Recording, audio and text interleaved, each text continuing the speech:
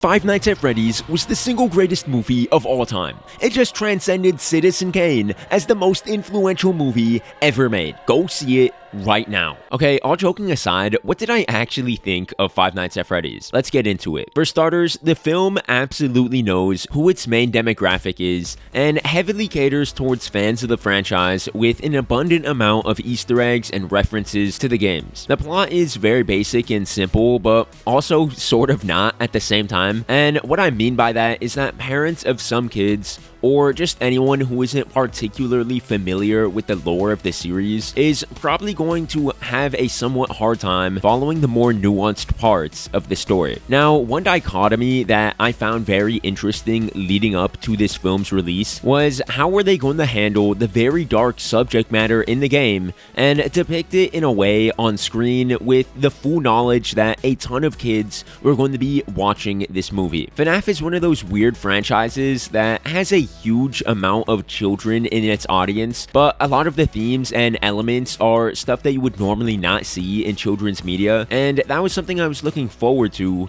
in terms of seeing how they would sort of balance that. In respects to violence, the film does not hold back at all, and it's actually pretty graphic in terms of blood and gore for a PG-13 film. Like, they really push the envelope in the gore department, but outside of that, there really isn't too much adult content here, which was more or less what I was expecting. Many people are also probably wondering about the animatronics and their role in the film. How much screen time do they get? Are they effective when they're on screen? And to answer that without really getting into spoilers, the answer is they have a decent amount of time on screen, and for the most part, they are effectively scary. But I will say that there are significant amounts of time that pass throughout the film where the animatronics just don't appear, especially in the first act, and that's sort of just because there's a larger story than just the security guard getting chased around by haunted animatronics. So it was something I was okay with, since I think it was necessary, like a necessary sacrifice for the betterment of the story. But some kids may get bored at duller times if the whole reason they came to see this movie was to see Freddy and the gang being absolute menaces. And since we're on the subject of story, this seems like a perfect time for me to bring up one of the major flaws that I saw with this film, which was just that there's not really enough substance here. The film is based off a game where you sit in an office and watch cameras and close doors. So obviously they gotta add a little bit more to watch than just that, and I already know a lot of people are going to say that the lore is deep enough to where you could carry an entire movie with the amount of lore that there is. But what I'm telling you after having watched the movie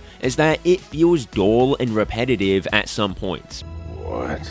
No, all right. I know that sounds bad. Mike as a character is likable, and he has a clear goal that he is after, so that makes it easy to root for him and sort of follow him through the plot. But again, like I said before, there's only so much material we can get from seeing a guy walk around an abandoned restaurant, sleep for most of the night, and have almost the same dream every night, with slight variation, wake up, go home, take care of his sister, sometimes have to deal with his mean aunt, and then repeat it all again. So for those reasons, I would say that the first act is slow, the second act is sort of repetitive, but all of that is setups for the payoffs that are in the third act. For the most part, I would consider the last act of the film to be the strongest one, with the most action and what the people bought tickets to see: animatronics chasing people through Freddy Fazbear's Pizzeria. I will say that towards the end, there is this big reveal, a huge moment in the story, but in my opinion, it is not really set up very well, nor executed properly, and after the initial hype of seeing that moment play out, the rest of the scene sort of feels awkward and lackluster. Like, I don't want to really get into spoilers with it, but I really think that they dropped the ball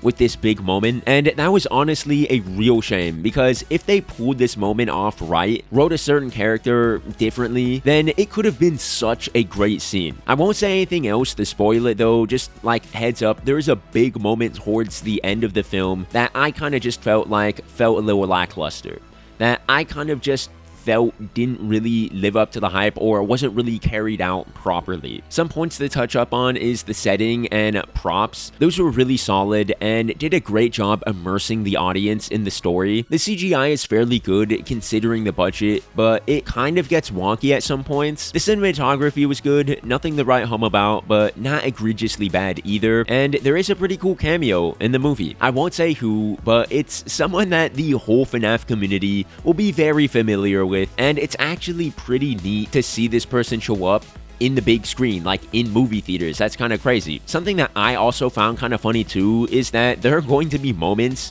where stuff from the game is referenced, and like 70% of the theater is going to be like, oh, they said his name. Or other moments where it's like, oh, it's that guy from the game, it's him. And if you aren't really familiar with the lore, these would just be like completely regular moments of dialogue or quick establishing shots, and you would be so confused about why everyone was just like gawking at the screen. So I think that's going to be kind of funny, but at the same time, I also think it's a good segue into one of the issues that I see with a lot of video game movies nowadays, especially ones like Five Nights at Freddy's, and that issue is you have to do such a delicate job of balancing references and fan service, being accurate to the game enough to keep the fans happy, but then at the same time, you also have to understand that you're making a movie, and you usually need to add a bunch of extra stuff like character development and a more film-oriented plot in order to craft an effective movie. And unfortunately, just like a lot of video game films these days, trying to find this balance, I think that the Fnaf movie struggles here. The people who love the games will probably feel a little disappointed at how much extra plot and character moments there are in order to round this out to a feature-length film, while at the same time, people who aren't fans of the games will probably have tons of questions and not fully understand or appreciate big reveals and payoffs. It's so extremely hard to cater effectively to both sides of your audience in a video game film, both the people who have no idea what your game is about and the most dedicated hardcore fans who want everything to be quote-unquote like comic book accurate, if you know what I'm saying. And I think unfortunately the Fnaf movie is not the exception when it comes to that problem in video game movies. So overall, what did I think about the Five Nights at Freddy's movie? I think that this movie was lots of fun for fans of the franchise like myself. Like, I'm not denying that I had tons of fun watching this movie, and if you love this franchise, I would highly recommend checking it out. Like, it's a blast to watch all these characters on screen. But movie-wise, I do not think that it was a good film. Was it terrible or awful or just like really hard to watch? No, it's definitely not like bad, but at the same time, it's not an extremely well-made and compelling film. And you know what? It doesn't have to be. The Fnaf movie knows what it's here to do, and it does it well for the most part, and as long as you sort of know what kind of movie you're going into, it should really be a fine viewing experience, and maybe even a bit better than you expected if you just had low expectations coming in. There is one part towards the end of the film that sort of hints at a sequel, and since I love this series, I would definitely be down if they made another movie. Like, I would be the first one in line to check that out. But I guess we'll have to wait and see how this movie fares at the box office before we talk about any sequels here. And I do think that it will turn a profit, but I mean, dang, dude, if they would have dropped this film a few years ago, man, it would have been a surefire box office hit, like a huge hit. It's truly amazing though to see a video game made by an indie developer get turned into a multi-million-dollar horror movie production. So for that alone, I give this movie major props for making it to the big screen, and I'll end the review with this. I had a prediction with my friends before this movie came out that they would use the Living Tombstone's Five Nights at Freddy's song for the end credits. And was my prediction right? Guess you'll have to stay till the end of the movie to find out. I plan on making a more detailed review about a certain character from this movie, the one that I was talking about with the one scene that I felt they kind of like let down a bit. It's a big moment, big scene, spoilers for sure, so I'm gonna have to wait a bit before I release that, but I do plan on making a character kind of like review or study of that character specifically, as well as maybe a spoiler review for this movie a bit later. So if you want to stay tuned for when I drop these FNAF videos, then make sure to subscribe and turn on that bell. If you enjoyed the review, then leave a like and comment below either what you thought of the movie, please keep it spoiler free, or what your favorite game from the franchise is. And I'll catch you all on the next one. Have a great day.